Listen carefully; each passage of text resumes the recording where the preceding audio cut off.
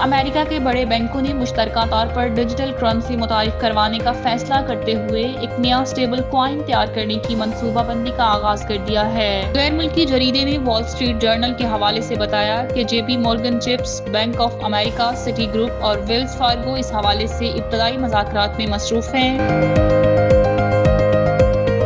پاکستان تحریک انصاف کے بانی عمران خان کی رہائی کے لیے پس پردہ ایک اور کوشش سامنے آئی ہے، جس میں امریکہ میں مقیم پاکستانی ڈاکٹرز اور تاجر ایک بار پھر متحرک ہو گئے۔ یہ گروپ حالیہ دنوں پاکستان پہنچا ہے اور فی الحال لاہور میں موجود ہے۔ پاکستان ریلوے نے ملک میں مال برادری کے نظام کو جدید خطوط پر استوار کرنے کے لیے 30 نئی ہائی سپیڈ اور ہائی کیپیسٹی فریٹ ویگن اپنے نظام میں شامل کر لی ہیں۔ یہ اقدام تاجر برادری کی سہولت اور سستی مؤثر مال برادری کو فروغ دینے کے لیے کیا گیا ہے۔ وزیر اعظم شہباز شریف نے معروف کوہ پیمان نائلہ کیانی کو دنیا کی تیسری بلند ترین چوٹی کنچن جنگا سر کرنے پر زبردست خراج تحسین پیش کیا۔ وزیر اعظم نے نائلہ کیانی کو اس تاریخی کارنامے پر مبارکباد دیتے ہوئے کہا کہ وہ کنچن جنگا کو سر کرنے والی پہلی پاکستانی خاتون ہونے کا اعزاز حاصل کر چکی ہیں۔ IMF کا دباؤ نہیں، دفاعی بجٹ میں اضافہ ہوگا، عوام کو ریلیف دیں گے۔ وفاقی وزیر برائے منصوبہ بندی احسن اقبال کا کہنا ہے کہ بجٹ پر IMF کا دباؤ نہیں، دفاعی بجٹ میں اضافہ ہوگا اور عوام کو ریلیف دیں گے۔ امریکہ کے بڑے بینکوں نے مشترکہ طور پر ڈیجیٹل کرنسی متعارف کروانے کا فیصلہ کرتے ہوئے ایک نیا اسٹیبل کوائن تیار کرنے کی منصوبہ بندی کا آغاز کر دیا ہے۔ غیر ملکی جریدے نے وال اسٹریٹ جرنل کے حوالے سے بتایا کہ جے پی مورگن چپس، bank of America, Citi group اور ویلز فارگو اس حوالے سے ابتدائی مذاکرات میں مصروف ہیں۔ یہ مجوزہ ڈیجیٹل کرنسی بینکوں کو مالیاتی لین دین، خصوص بین الاقوامی رقوم کی منتقلی کو تیزی سے مکمل کرنے کی سہولت فراہم کرے گا۔ موجودہ بینکنگ نظام کے تحت ایسے لین دین میں کئی دن لگ جاتے ہیں، جبکہ اسٹیبل کوائن کے ذریعے انہیں چند لمحات میں مکمل کیا جا سکے گا۔ رپورٹ میں یہ بھی بتایا گیا ہے کہ امریکی کریڈٹ اداروں کو اس بات کا اندیشہ ہے کہ اگر انہوں نے اپنی ڈیجیٹل کرنسی متعارف نہ کرائی تو وہ کرپٹو کرنسی کی تیزی سے ترقی کرتی ہوئی مارکیٹ میں پیچھے رہ جائیں گے اور مقابلے سے باہر ہو سکتے ہیں۔ ماہرین کا کہنا ہے کہ اس فیصلے کی حتمی منظوری کا انحصار صارفین کی جانب سے ڈیجیٹل کرنسی کی مانگ اور حکومتی سطح پر اس شعبے سے متعلق قانونی فریم ورک کی موجودگی پر ہوگا۔ بینک اس بات کا جائزہ لے رہے ہیں کہ آیا صارفین ایسی ڈیجیٹل سہولت کے لیے تیار ہیں یا نہیں، اور کیا قوانین اس کی۔ پاکستان تحریک انصاف کے بانی عمران خان کی رہائی کے لیے پس پردہ ایک اور کوشش سامنے آئی ہے، جس میں امریکہ میں مقیم پاکستانی ڈاکٹرز اور تاجر ایک بار پھر متحرک ہو گئے۔ یہ گروپ حالیہ دنوں پاکستان پہنچا ہے اور فی الحال لاہور میں موجود ہے۔ ذرائع کے مطابق یہ وقت خاموش سفارتکاری کے تحت عمران خان کی قانونی اور سیاسی مشکلات میں کمی کے لیے سرگرم ہے۔ تاہم اب تک عمران خان سے ملاقات نہیں ہو سکی اور نہ ہی کسی اہم ریاستی عہدیدار سے ملاقات کی باضابطہ تصدیق ہوئی ہے۔ یاد رہے کہ یہ گروپ چند ماہ قبل بھی اسلام آباد آیا تھا، جہاں اس نے ایک سینئر حکومتی شخصیت کے ساتھ ملاقات کے علاوہ عمران خان سے جیل میں بھی ملاقات کی تھی۔ اب ایک مرتبہ پھر اس گروپ کی سرگرمیاں اس تاثر کی تقویت دے رہی ہیں کہ بیرون ملک مقیم پاکستانی عمران خان کے لیے ریلیف حاصل کرنے کی کوشش میں سنجیدہ ہیں۔ تجزیہ کاروں کے مطابق آئندہ ہفتے ہونے والے ممکنہ رابطے اس مشن کی کامیابی یا ناکامی میں اہم کردار ادا کر سکتے ہیں۔ تاہم اس عمل میں اب تک کوئی بڑی پیش رفت سامنے نہیں آئی۔ کچھ غیر رسمی رابطے ضرور ہوئے ہیں، مگر وہ بھی کسی نتیجے پر نہیں پہنچ سکے۔ ذرائع کا کہنا ہے کہ ایسی کوششوں کی کامیابی صرف سیاسی ماحول پر نہیں بلکہ PTI کے سوشل میڈیا ونگ کے رویے اور بیرون ملک چیپٹرز، خصوصاً امریکہ اور برطانیہ میں پارٹی کے بیانیے پر بھی منحصر ہے۔ فوجی اسٹیبلشمنٹ کئی بار واضح کر چکی ہے کہ وہ براہ راست کسی جماعت سے مذاکرات نہیں کرے گی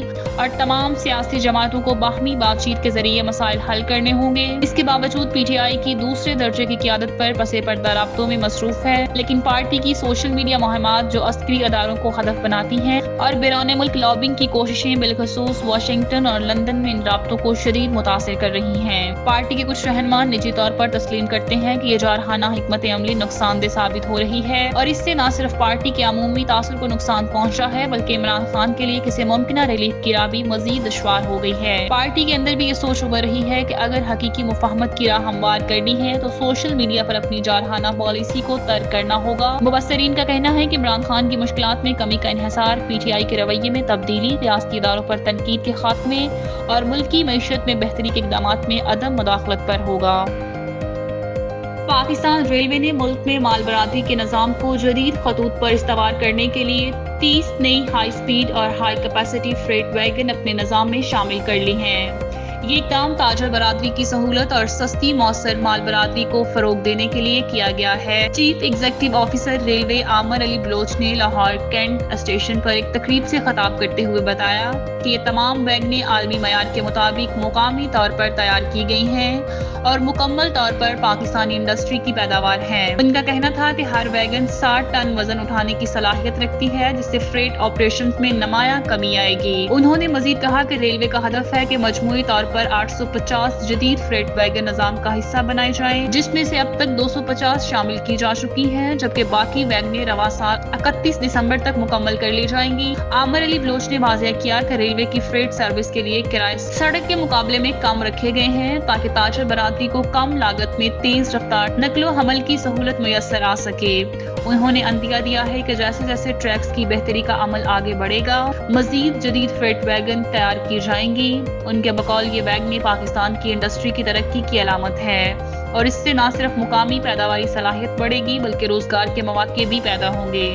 रेलवे की इस पेशरफ्त को माहिरीन मुल्क में सस्ते और मौसर ट्रांसपोर्ट नेटवर्क की तरफ एक बड़ा इकदाम करार दिया जा रहा है जो मुल्की मईशत पर मस्बत असरात डालेगा। वज़ीर आज़म शहबाज शरीफ ने मारूफ कोए पैमान नाइला कयानी को दुनिया की तीसरी बुलंद तरीन चोटी कंचनजंगा सर करने पर जबरदस्त खराश तहसीन पेश किया। वज़ीर आज़म ने नाइला कयानी को इस तारीखी कारनामे पर मुबारकबाद देते हुए कहा कि वो कंचनजंगा को सर करने वाली पहली पाकिस्तानी खातून होने का एजाज हासिल कर चुकी हैं, जो कि पाकिस्तान के लिए नाकाबिले फख्र लम्हा है। उन्होंने कहा कि पाकिस्तानी खिलाड़ी मुख्तलिफ शोबाजात में आलमी सतह पर मुल्क का नाम रोशन कर रहे हैं और कोए पैमाइश जैसे मुश्किल और खतरनाक खेल में खवातीन की कामयाबी कौम के लिए हौसला अफजा है। नाइला कयानी अब तक 8000 मीटर से बुलंद 12 चोटियां सर कर चुकी हैं, जिनमें माउंट एवरेस्ट, K2 और नांगा पर्वत समेत दीगर बुलंद चोटियां शामिल हैं, जहां वो कौमी परचम लहरा चुकी हैं। वजीर आज़म शहबाज शरीफ ने कहा कि नाइला कयानी की ये कामयाबी न सिर्फ पाकिस्तानी खवातीन के लिए बाइसे फख्र है बल्कि ये कोए पैमाई के शोबे में पाकिस्तान की एक नई तारीख रकम कर रही है।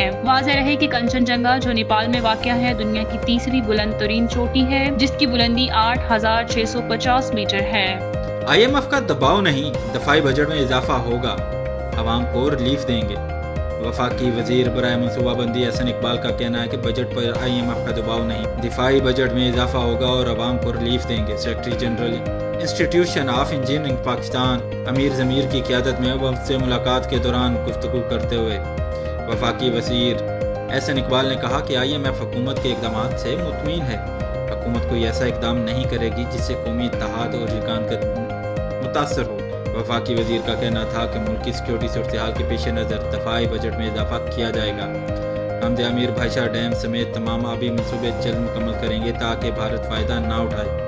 तमाम मनसूबों को तरजीही बुनियादों पर फंड्स देंगे।